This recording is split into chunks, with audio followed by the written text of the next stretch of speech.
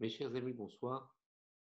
Nous allons, Bezat Hashem, parler ce soir à propos de la Parashat Hashavua, la Parashat Korach, d'un sujet particulièrement important, puisque ce sujet concerne la relation que l'homme a avec la société et l'influence que la société peut avoir sur cet homme, positive ou négative. Il est marqué que les Chachamim nous disent qu'il y a 3 points sur lesquels l'homme doit surveiller, malheureusement, cette faculté à s'enorgueillir. Il y a ce qu'on appelle la gvoura, la force. Lorsqu'un homme est fort, il a tendance à penser que cette force lui vient par les efforts qu'il a fournis et il peut s'enorgueillir d'être fort, plus fort que les autres. Il y a la chorma, la sagesse, où l'homme, parce qu'il est plus intelligent ou plus chacham que d'autres, eh bien, va rentrer dans ce piège de l'orgueil. Et il y a Roshro, c'est-à-dire la richesse d'un homme, et des fois, malheureusement, la base d'une certaine fierté et d'un sentiment de supériorité par rapport aux autres, et de tomber malheureusement dans cette grave faute qu'est l'orgueil. Alors, les Khamim nous disent, attention, lorsque la Torah nous dit que à la sortie de l'homme, c'est-à-dire que dès que l'homme sort de sa maison, la faute l'attend. En fait, c'est quoi que cette faute l'attend? C'est que le Yetzer Hara se jette sur l'homme dès qu'il sort de sa maison. À croire qu'à l'intérieur de sa maison, eh bien, il est plus ou moins protégé du Yetzer Hara. Le Yetzer Hara est particulièrement présent dans le monde environnant. Et lorsqu'un homme sort de sa maison, c'est un peu comme si il s'exposait au risque du Yetzer Hara qui vient malheureusement l'influencer. Simplement, ce Yetzer Hara que l'on va rencontrer dans le monde extérieur, il faut veiller à ne pas le faire rentrer à la maison. Il faut non seulement être capable de le combattre à l'extérieur, mais aussi de ne pas le faire rentrer à la maison. C'est pour cela que il y a des mitzvot qui sont particulièrement importantes pour venir apporter à l'homme sa possibilité de maîtriser le Yetzer Hara, de maîtriser cet orgueil qui risque de prendre le pas sur ces 3, attributs, la force, l'intelligence et la richesse, et de lui permettre justement de pouvoir s'en épargner. Il y a des mitzvot. Il y a la mitzvah, par exemple, de mettre les tfilines. Les tfilines, on les met sur le bras et sur la tête. Sur le bras, c'est Keneged Alev, c'est par rapport au cœur. Et sur la tête, c'est Keneged Amoar, c'est par rapport à la tête, à la Neshama, qui se trouve à l'intérieur de la tête de l'être humain. Eh bien, ces tfilines, nous disent les Rachamim, ce sont ces moyens, ces mitzvot que la Torah nous a donnés pour pouvoir maîtriser cette chorma et ne pas tomber, malheureusement, dans le piège de l'orgueil. Les tefilines, par définition, c'est ce qui permet à l'homme de pouvoir se connecter avec Akadosh Baruch Hu et de pouvoir, quelque part, gagner en humilité et de se préserver du risque de s'enorgueillir de cette chorma que nous possédons. Il y a une deuxième mitzvah qui s'appelle les tzitzit. Les tzitzit, c'est une mitzvah qui s'attache aux vêtements de l'homme. Et les vêtements viennent justement donner une guidera, c'est-à-dire une sorte de barrière au corps de l'homme. Et font référence justement à cette force, à cette gvoura que l'homme peut très bien mettre en avant pour s'enorgueillir par rapport à ceux qui sont plus faibles que lui. Et les tzitzit viennent rappeler à l'homme qu'il est limité, et que cette gvoura, en fait, il ne doit pas se l'attribuer. C'est une gvoura qu'Akadosh Baruch Hu lui a donnée. Et parce qu'il lui a donné cette gvoura, il lui a donné aussi les outils de pouvoir justement maîtriser cette gvoura. En regard du troisième piège dans lequel l'homme peut tomber, qu'on appelle Rochereau la richesse de l'homme, il y a la maison.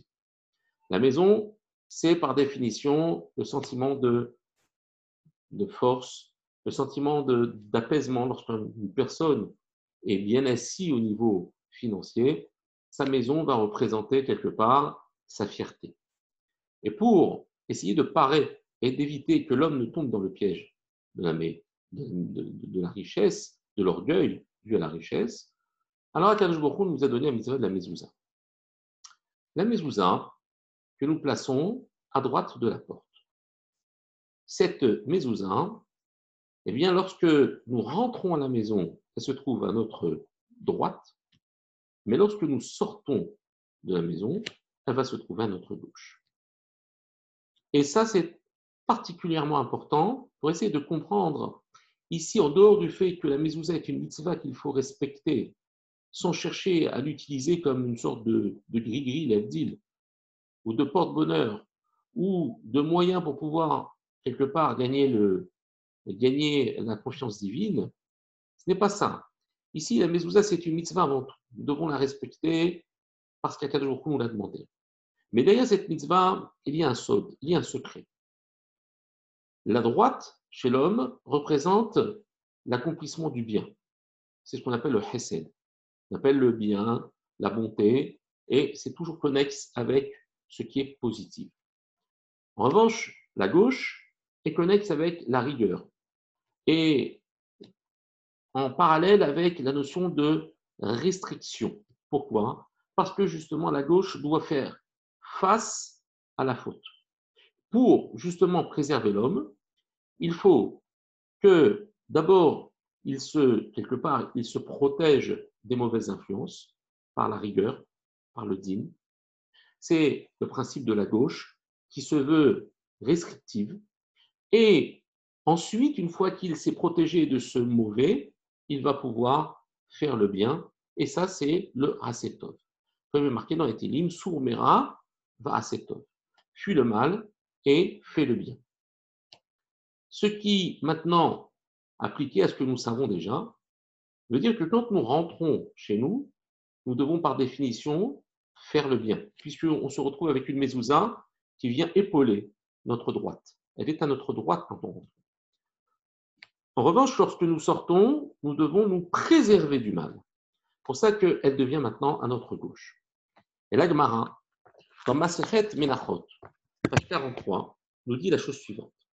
Rabbi Eliezer ben Yaakov Omer. Rabbi Eliezer, fils de Yaakov, dit Kol sheyeshlo tfilim berosho. Toute personne qui a des tfilines sur sa tête, ou tfilin bezoro, et des tfilines sur son bras, des tzitzit bebigdo, et des tzitzit sur son vêtement, mezouza bepitho, et une mezouza à la porte de sa maison, à kol bechizut shelo yecheta. C'est une quasi-certitude, c'est un chizout, c'est-à-dire c'est une obligation presque que cet homme n'en viendra pas à fauter. Shinema, verhut ameshulash, lo bimhera yenatek. Comme il est marqué, un fil tressé à 3 brins ne rompt pas facilement. Ce qui veut dire que l'homme ne doit pas délaisser une mitzvah de la Torah d'une manière générale, mais ces 3 mitzvot sont particulièrement importantes. Pourquoi? Parce qu'elles vont lui permettre, en même temps que d'accomplir la volonté d'Akadosh Baruch Hu, elles vont permettre de protéger l'homme dans sa sortie. C'est lorsqu'il va sortir de chez lui, il va falloir le protéger du mal et de la mauvaise influence qu'il est susceptible de rencontrer. Donc la mezouza va se mettre à la droite quand il rentre chez lui, mais à gauche quand il sort. Pourquoi? Pour donner une forme de bras de levier et d'aider le côté restrictif qui s'appelle la gauche à pouvoir résister à cette influence qui vient malheureusement se greffer à l'être humain et vouloir le faire tomber inexorablement. Lorsque Korach s'adresse à Moshe, il avance d'abord des arguments pour essayer de bloquer quelque part Moshe, essayer de lui démontrer que tout ce que Moshe a enseigné jusqu'à présent, il ne le fait que parce qu'il a décidé de le faire, parce que ça vient de sa propre réflexion et que ce n'est pas un commandement divin. Il veut déstabiliser le pouvoir Korach. Korach est d'une chorma incroyable. Korach est un prophète. Korach est immensément riche. Korach est par définition le personnage susceptible d'être le bras droit de Moshe. Il convoite ce poste de Kohen Gadol. Il ne comprend pas que Aaron, qui est son petit cousin, soit méritant d'être le porteur de la Keuna, de la prêtrise.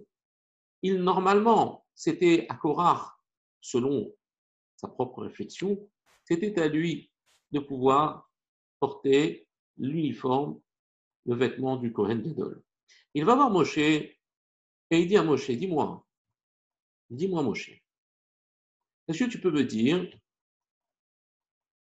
si une maison est remplie de siffrés Torah, des rouleaux de la Torah, est-ce qu'elle a besoin d'une mezouza à la porte, cette maison?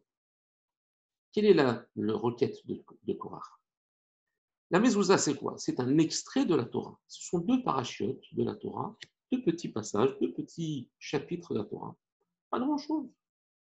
Mais ici, si j'ai un Sefer Torah à l'intérieur de la maison, alors je vais mettre une mezouza. Est-ce que tu vas me dire qu'une mezouza va acquitter la shmira, c'est-à-dire la capacité de pouvoir garder la maison, si jamais la maison est elle-même remplie de siffrés Torah? Comment tu veux que l'extrait de la Torah soit plus forte et soit capable de pouvoir protéger une maison qui est remplie de siffrés Torah? La même chose, lorsque tu mets un tzitzit avec un fil techelet, un fil bleu azur, c'est pour se rappeler par le fil bleu azur du ciel, du trône céleste, et de toujours avoir les pensées dirigées vers Dieu. Mais si ton vêtement est trempé entièrement dans cette couleur bleu azur, est-ce qu'un seul fil est encore nécessaire? Est-ce que le fil va avoir l'effet escompté si le vêtement lui-même est porteur de ce message? Et Moshe lui répond par l'affirmative oui dans les deux cas. Alors Korach ne comprend pas. Korach se rebelle et dit non, tout ce que tu nous dis, c'est des inventions. Dans la logique, ce n'est pas normal.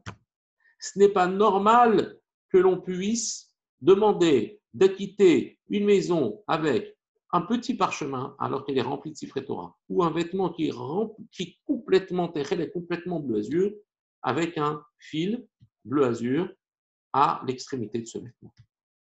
En fait, Korach ne comprend pas pourquoi. Parce que Korach est Chacham. Et la chorma de Korach, malheureusement, se retourne contre lui. Parce que si cette chorma peut nous servir à servir à Kadosh Baruch Hu, elle peut malheureusement aussi servir les intérêts du Yetzara pour nous faire sortir des rails. Pourtant, Korach était un grand homme. Le Harizal nous dit qu'à la fin des temps, Korach, Hatshuvah, et sera capable de pouvoir revenir là où, malheureusement, il s'était égaré. Il pourra revenir à sa source, Tzadik Katamar Ifrah. La fin des mots Tzadik, injuste, comme un palmier Katamar Ifrah, il refleurira. Si vous prenez les dernières lettres, c'est le mot Korach. Korach est d'une grandeur incroyable, mais la grandeur de Korach, malheureusement, était connue de Korach. Korach avait le Ruach HaKodesh. Korach avait la possibilité de voir bien loin devant lui qu'il était à l'origine et qu'il allait être la source d'une descendance prestigieuse. Il ne pouvait pas imaginer un seul instant, selon sa chorma, selon sa logique, qu'il allait disparaître et qu'il allait être en porte-à-faux vis-à-vis de la volonté d'Akadosh Baruch Hu. Et Korach ne comprend pas. Il dit, si à la maison, il y a des siffrés Torah, je n'ai pas besoin d'une mezouza. Pourquoi? Parce que la mezouza, par définition, c'est moins sain qu'un sefer Torah. Donc, comment la mezouza peut nous protéger? Mais ce que Korach, malheureusement, avait peut-être omis, c'est que on a besoin de se protéger pas à l'intérieur de la maison, mais à l'extérieur de la maison. On a besoin de donner cette force à ce din, à cette restriction, pour nous empêcher de tomber dans les filets du mauvais penchant qui nous attend à la sortie de la maison. Et cette mezouza, si jamais cette mezouza n'est pour nous qu'une protection de notre richesse, une protection de l'intérieur de notre maison, eh bien, nous n'avons pas compris que la mezouza est aussi et surtout la protection lorsque nous sortons de notre maison. La mezouza est là pour nous protéger. La mezouza est là aussi pour nous renforcer et nous permettre de résister à l'influence du mauvais penchant. Derrière cette réflexion, il y a une conclusion. L'homme, Akadosh Baruch Hu, le gratifie de tas de choses. Il lui donne la vie, il lui donne la richesse, il lui donne la possibilité de pouvoir avoir des enfants. Il lui donne des tas de choses. Mais si l'homme s'accapare ces choses et qu'il pense quelque part que c'est indu, c'est légitime qu'il les possède, eh bien, malheureusement, vous savez que tout, on veut dire bilan comptable, fait autant attention à l'entrée qu'à la sortie. En fait, posséder, ce n'est pas simplement faire rentrer, c'est aussi empêcher de sortir. Et c'est là toute la difficulté pour un homme. Lorsqu'on travaille, on sort, on travaille, et puis quand on voit qu'on gagne de l'argent, alors on dit, je vais travailler encore plus. Et je vais travailler encore plus. Et je vais aller encore de plus en plus loin. Je veux faire beaucoup d'argent. Parce qu'en fait, plus je ferai de l'argent, et plus je serai tranquille. Le Yetzirah sait très bien nous tromper là-dessus. Plus je m'enrichis, et plus je serai tranquille. Mais quel est celui qui ne dort pas la nuit? C'est celui qui a peur de perdre ses moyens. C'est celui qui a peur de perdre ce qu'il possède. Plus que ce qu'il possède, l'homme a peur d'être dépossédé. C'est la raison pour laquelle toutes ces mitzvot-là viennent d'abord nous apprendre à avoir et à reconnaître que tout ce que nous avons, ça vient d'Akadosh Baruch Hu. Cette maison, c'est Dieu qui me l'a donnée. Je mets une mezouza parce que je veux bien montrer que cette maison n'est pas l'objet de ma réussite, c'est le support d'une mitzvah. Si Dieu me donne la chorma, bien je mets les tefilines. Parce que la chorma, ce n'est pas pour me démarquer des autres, c'est avant tout pour me connecter avec Akadosh Baruch Hu, et c'est le support de cette mitzvah qui s'appelle les tefilines. Et si jamais, eh bien, je suis fort, eh bien, je vais mettre des tzitzit. Parce que les tzitzit, ça me rappelle que quoi? Que mon corps a des limites, que mes vêtements ont des limites. Et grâce aux tzitzit, je réalise que cette chorma, c'est Dieu qui me la donne. Cette réflexion, il est important de la voir au quotidien. De ne pas tomber dans le piège et le travers, de penser que tout nous est dû.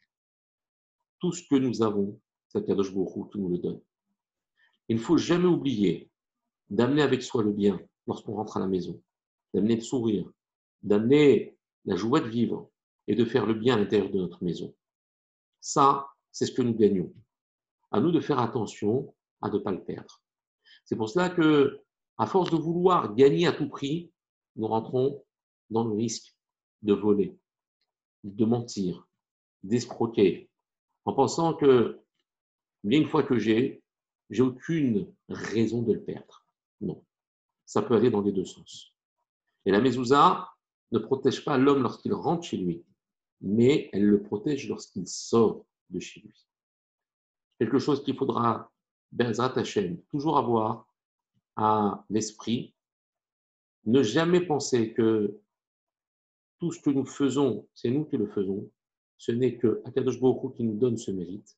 Et s'il nous donne ce mérite, s'il nous a donné la vie, et s'il nous a donné toutes ces opportunités pour pouvoir servir de base à la Avodat Hashem, c'est parce que le but ultime, ce n'est pas ce que nous possédons, mais c'est l'utilisation que nous en faisons. D'ailleurs, même en français, lorsqu'une personne, par exemple, a de l'argent, on dira qu'elle a les moyens. Elle n'a pas le but. Elle a les moyens. Le moyen, c'est par définition quelque chose qui nous permet de réaliser et d'aller vers un but. Ce but, ce n'est pas de multiplier l'argent, parce que le mot mammon, même le mot mammon, il s'écrit en mem, vav, nun. Remarquez que chaque lettre s'écrit avec sa lettre. Mem, Vav, vav, vav, nun, nun, nun. C'est-à-dire que l'argent n'est jamais capable d'étancher une personne qui est cupide. L'argent n'a jamais été suffisant. Quand on gagne de l'argent, on a envie d'en gagner encore plus. Pourquoi? Parce qu'on oublie qu'on peut le perdre. On a l'impression qu'une fois qu'on a accumulé tout ça, rien ne peut nous arriver. Stupide, mais grâce aux mitzvot que nous nous engageons à respecter, eh bien, nous gagnons B'ezrat Hashem, non seulement à gagner ce que Dieu nous donne, mais aussi à empêcher de le perdre, parce que, puisque vous avez compris que tout vient d'Akadosh Baruch Hu, alors, à partir de ce moment-là, Akadosh Baruch Hu, il dit, écoute, puisque tu as reconnu que ça vient de moi, je te le laisse. Je vous souhaite une excellente soirée, B'ezrat Hashem, et à très bientôt.